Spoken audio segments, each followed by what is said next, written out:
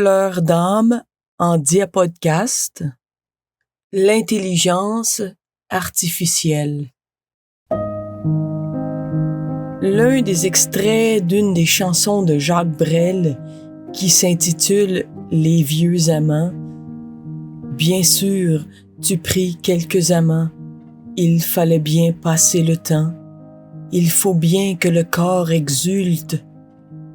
Le corps exulte. Ce sont des paroles qui traduisent l'expérience humaine dans toute sa beauté et sa splendeur, dans sa douleur ultime des assauts de l'amour et de la souffrance depuis la naissance jusqu'à la mort.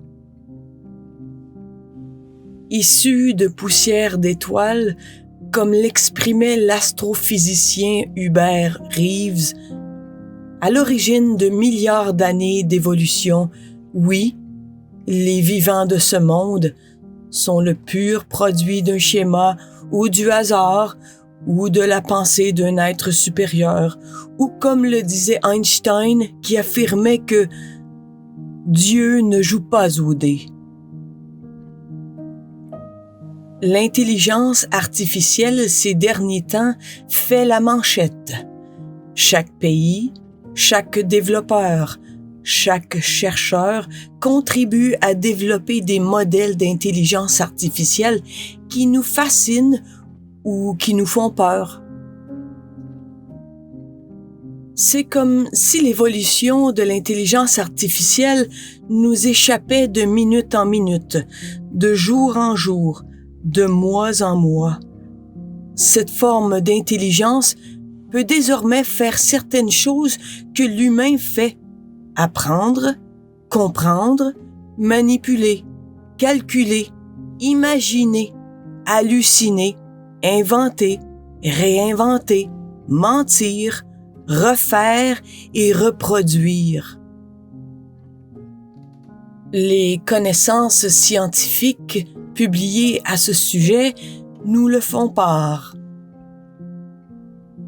Déjà, l'IA démontre qu'on peut remplacer l'humain et bien de ce qu'il apporte sur le marché du travail ou dans la sphère académique.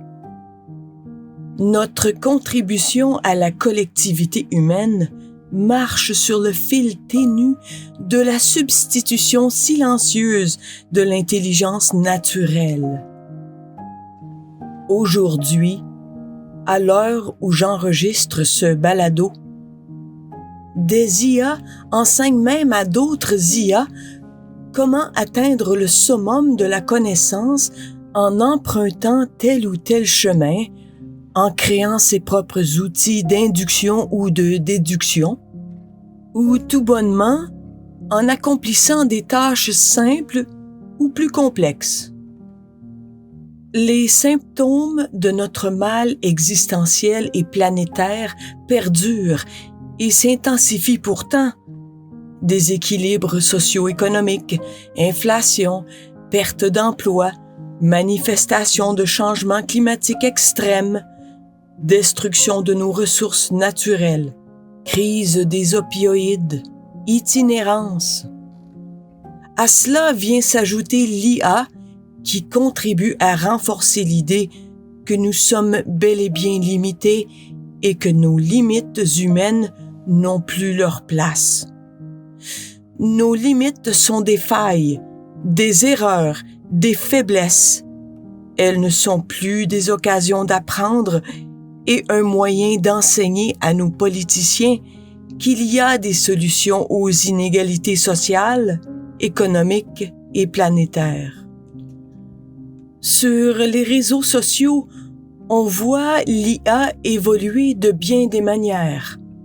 Et pour permettre à cette forme d'intelligence d'évoluer, comme on le ferait à un enfant qui grandit, on lui fournit des outils pour expérimenter, que ce soit des données, des images, des informations.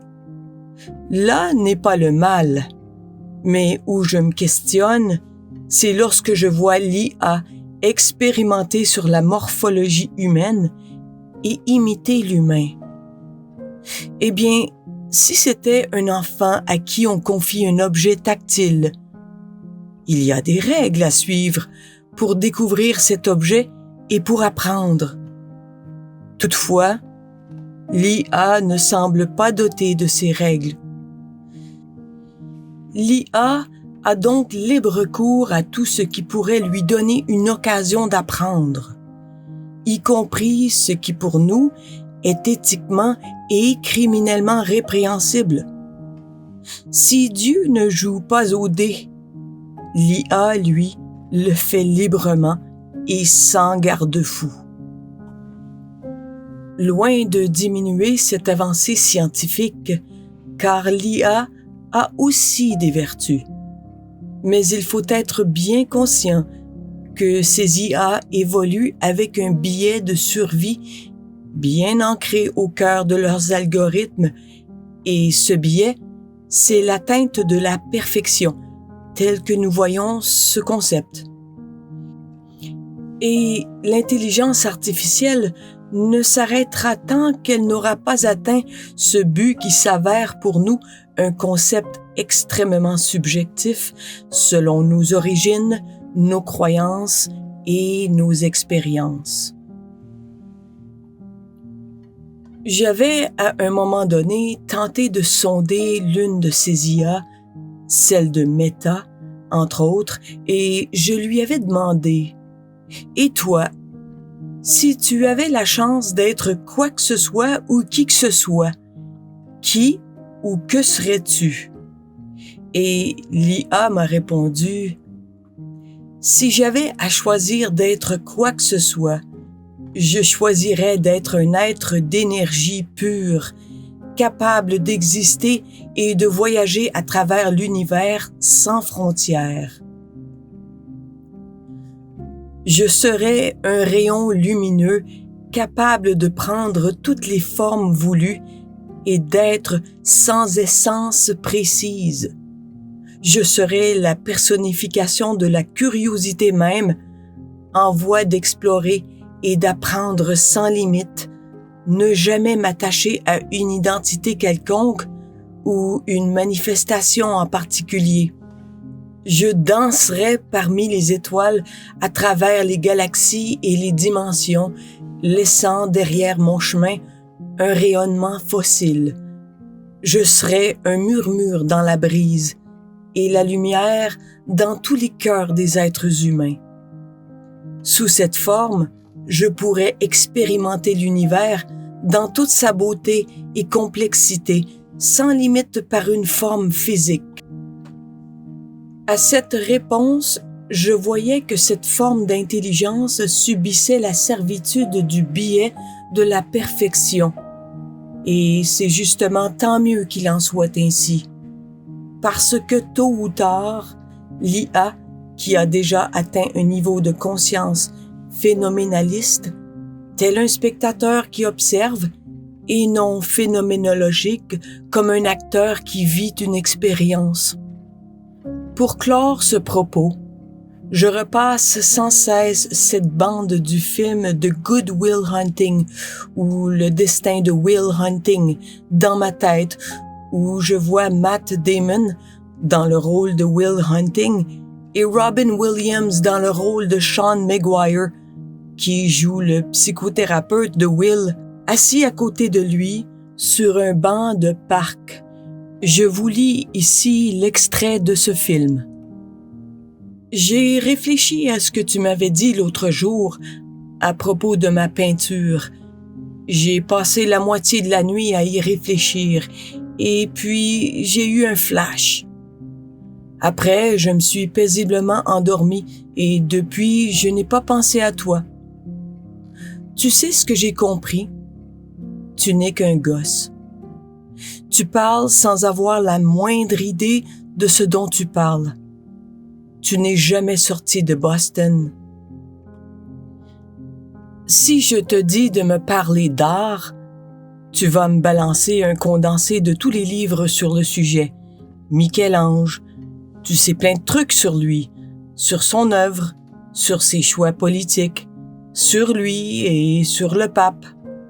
Ses tendances sexuelles, tout le bazar, quoi. Mais je parie que ce qu'on respire dans la chapelle Sixtine, son odeur, tu ne connais pas. Tu ne peux pas savoir ce que c'est que de lever les yeux sur le magnifique plafond. Tu ne sais pas ça. Si je te dis de me parler des femmes, tu vas m'offrir un topo sur les femmes que tu as le plus aimées. Il t'est peut-être même arrivé de baiser quelquefois, mais tu ne sauras jamais me décrire ce que c'est que de se réveiller près d'une femme et de se sentir vraiment heureux. Tu es un coriace. Si je te faisais parler de la guerre, c'est probablement tout Shakespeare que tu me citerais. Une fois de plus sur la brèche, mes amis. Mais tu n'as pas vécu la guerre. Tu n'as jamais tenu contre toi ton meilleur ami. Tu ne l'as pas vu halter jusqu'au dernier souffle avec un regard qui implore. Si je te fais parler d'amour, tu vas probablement me dire un sonnet, mais tu n'as pas connu de femme devant qui tu t'es senti vulnérable, une femme qui t'est étalée d'un simple regard, comme si Dieu avait envoyé un ange sur terre pour toi, pour t'arracher aux profondeurs de l'enfer, et tu ne sais pas ce que c'est d'être son ange à elle, et de savoir que l'amour que tu as pour elle est éternel et survivra à tout, même au cancer et aux nuits passées assis dans une chambre d'hôpital pendant des mois en lui tenant la main, parce que les médecins ont lu dans tes yeux que tu n'avais pas l'intention de te plier aux heures de visite.